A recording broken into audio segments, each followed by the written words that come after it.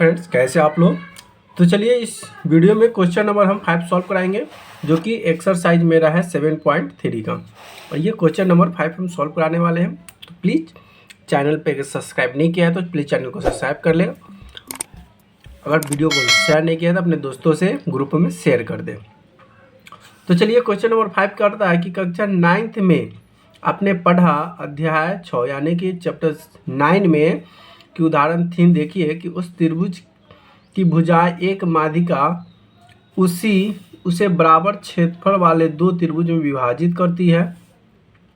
तो उस त्रिभुज ABC के लिए इस परिणाम का सत्यापन कीजिए और शीर्ष दिया हुआ A, B और C दिया हुआ है।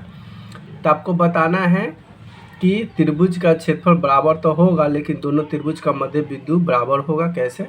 तो चलिए इसको सॉल्व करते हैं। सबसे पहले तो हम एक त्रिभुज का निर्माण करते हैं। ये क्या है, एक त्रिभुज बना दिए जिसका नाम हो गया A, B और C। एक त्रिभुज बन गया। अब कहा कि किसी त्रिभुज की एक माध्यमिक उसे बराबर क्षेत्रफल में दो त्रिभुज विभाजित करती है। अगर मान लेते हैं कि यहाँ से अगर हम यहाँ एक रेखा को मिला देंगे तो ये दो त्रिभुज में विभाजित हो गया। एक त्रिभुज इधर बन गया और एक त्रिभुज इधर बन गया। समझ आ गया ना। और इस बिंदु का हम नाम दे दिए D। अब हमारे पास दिया क्या है। अब हम यहाँ से स्टार्ट करते हैं हल को। तो यहाँ से पहले हम लिखेंगे हल क्या कहता है। तो हल में दिया हुआ है तो लिखेंगे कि दिया है त्रिभुज ABC का शीर्ष कितना दिया हुआ है। तो A का शीर्ष दिया हुआ है 4, 6, इसका 4 - 6 दे दिया हुआ है। B का शीर्ष दिया हुआ है 3 - 2। B कहाँ पे, ये है, यानी कि 3 - 2 दे दिया। C का शीर्षक दे दिया हुआ है 5 और 2, यानी कि इसका दे दिया 5 और 2। तो हमें निकालना किसका है, ये वाले भाग का, यानी कि D का शीर्ष हमको निकालना पड़ेगा। अब फिर इसको निकालने के बाद फिर इसका हमको क्षेत्रफल निकालना पड़ेगा। ठीक है। अब चलिए यहाँ पे हम लिखेंगे।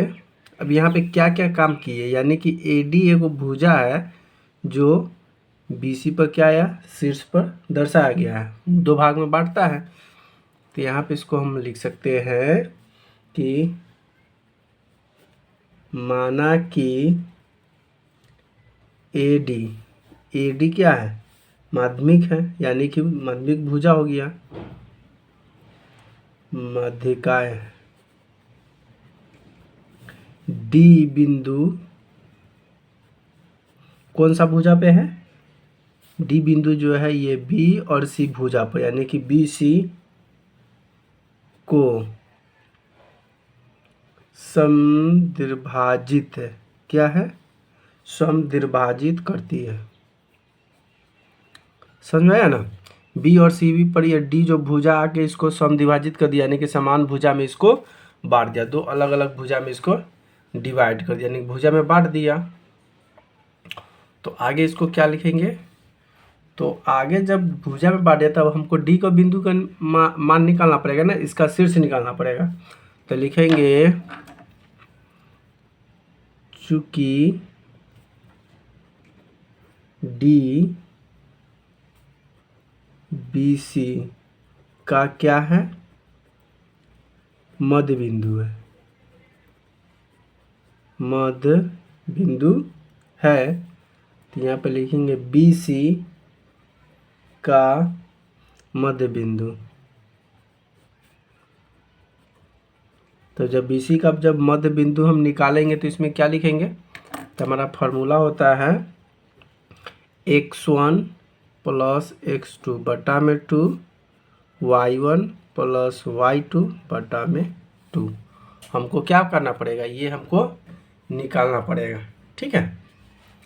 तो यहाँ से हम क्या निकालेंगे, अब देखिए D का मान निकालने के लिए हमको ये भुजा का x1, तो यहाँ देखिए ये कौन सा, BC की बात कर रहे हैं, B और C, तो x1 x2 y1 y2 हो जाएगा। ठीक है। तो यहाँ से क्या होगा, x1 के स्थान पे कितना है 3 और x2 के स्थान पर 5, 3/5 बटा में 2।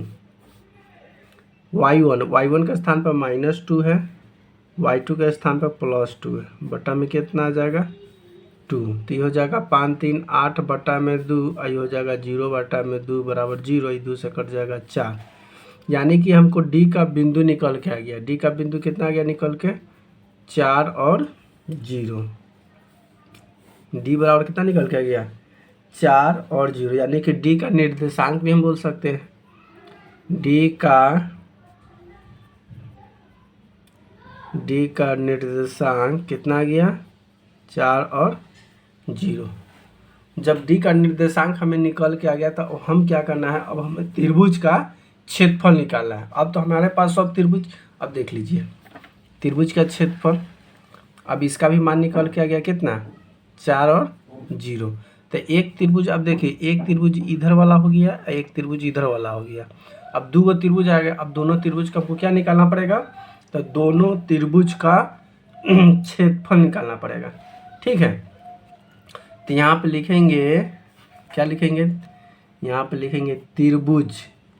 अब किसका निकालना है ए बी डी का, ध्यान से देखिए त्रिभुज ए बी डी, इधर वाले त्रिभुज को ए बी डी के लिए, तो ए बी डी के लिए भुजा क्या हो जाएगा 4 6, ये सभी भुजा हो जाएगा। ठीक है, तो इसको लिखेंगे त्रिभुज ए बी डी का क्षेत्रफल बराबर, देखिए तो क्षेत्रफल वाला फार्मूला तो आपको पता ही होगा ना।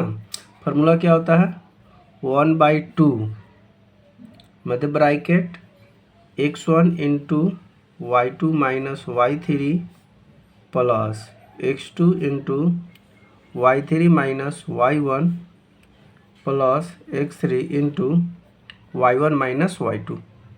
ये हमारा फार्मूला होता है। अब इसी फार्मूला पर हम क्या करेंगे, एक मिनट थोड़ा सा, ठीक है। अब हम इसी फार्मूला पर क्या करेंगे, इसको अब बैठाएंगे। तो चलिए इसको अब क्या करेंगे, तो यहाँ से आपका मान, सबका मान पुट कर दीजिए। ठीक है, तो 1/2 हो जाएगा, क्या हो जाएगा 1/2। उसके बाद x1, तो x1 यहाँ पे कितना है, तो x1 जहाँ पे यहाँ पे 4 है, तो यहाँ पे हो जाएगा 4 इंटू y1 के स्थान पे यहाँ पे 2 है, यानी कि -2 है तो -2 लिख दीजिए, माइनस y3 के स्थान पे कितना है, तो y3 के स्थान पे 0 आ गया है, प्लस x2 के स्थान पर 3 है, y3 के स्थान पर 0 है, यहाँ पे देखिए माइनस, और y1 के स्थान पे कितना है, y1 का -6, तो माइनस माइनस 6 मिलकर क्या हो जाएगा प्लस हो जाएगा, यानी कि +6। उसके बाद प्लस y3 के स्थान पे कितना है 4 है, तो 4 लिख दीजिए। y1 के स्थान पे 4 है, माइनस y2 के स्थान पे यहाँ पे -2 है, तो माइनस माइनस मिलकर कितना हो जाएगा -2, और इधर माइनस प्लस हो जाएगा। पहले कितना दिया हुआ है, यहाँ पे दिया हुआ है 4, तो 4 इंटू और y1, तो y1 के स्थान पर -6 है, अब माइनस माइनस यहाँ पे मिलकर प्लस हो जाएगा। यहाँ पे y2 के स्थान पे दिया हुआ है 2। ठीक है, थोड़ा लंबा प्रोसेस है, ध्यान समझना है। ये हो जाएगा 1/2 मध्य ब्रैकेट 4 माइनस माइनस प्लस, यानी कि ये गुना हो जाएगा, तो यहाँ पे हो जाएगा -2 से गुना प्लस 3, 0 में 6 जोड़ेंगे तो 6 हो जाएगा, यानी कि 3 गुना 6 प्लस 4। यहाँ देखिए 6 2 कितना हो जाएगा, यहाँ पे माइनस इधर है, तो माइनस प्लस माइनस, यानी कि 4 में गुना हो जाएगा 4 से, तो कितना हो जाएगा, तो यहाँ पे +4 है, इसमें गुना हो जाएगा -4 से, तो प्लस माइनस माइनस यानी कि -16 हो जाएगा। तो इसको लिख सकते हैं 1/2, 4 दूना 8, तो यहाँ पे -8 प्लस 6 18 हो जाएगा। और देखिए प्लस माइनस माइनस, तो -4 चौका 16। उसके बाद अब देखिए क्या करना है 1/2। अब देखिए माइनस माइनस प्लस, तो ये पहले कितना है 18 है, तो इसको और इसको जोड़ेंगे तो 16 18 कितना हो जाएगा -24। अब प्लस कितना हो जाएगा 18। तो ये हो जाएगा 1/2 अब माइनस प्लस माइनस यानी गुना माइनस हो जाएगा और 24 में से 18 घटा देंगे तो कितना बच जाएगा 6 बचेगा। कितना बचेगा 6 -6 ये 3 से कट जाए 2 से कट जाएगा ये 3 बार में यानी कि निकल के कितना आ गया -3। तो -3 तो वर्ग इकाई होगा लेकिन -3 क्षेत्रफल जो माइनस में नहीं होता है, क्षेत्रफल ऋणात्मक में नहीं होता है तो यहाँ पे +3 हो जाएगा। तो यहाँ पे लिख देते हैं त्रिभुज का क्षेत्रफल ऋणात्मक नहीं होता है। तो ऋणात्मक मान हमें नहीं लेना है, इसमें प्लस यानी कि +3 आ गया। चलिए अभी स्टेप एक और अब दूसरे त्रिभुज निकालेंगे। तो चलिए अब त्रिभुज हम क्या करते हैं ADC निकालते हैं। अब ध्यान से देखिए ये त्रिभुज है तो इस त्रिभुज में इस वाले त्रिभुज का क्षेत्रफल हम निकालनी है। कितना आया था 3 आया। अब हमें त्रिभुज इधर वाले त्रिभुज का मान निकालना है, ये वाले त्रिभुज का क्षेत्रफल निकालना है।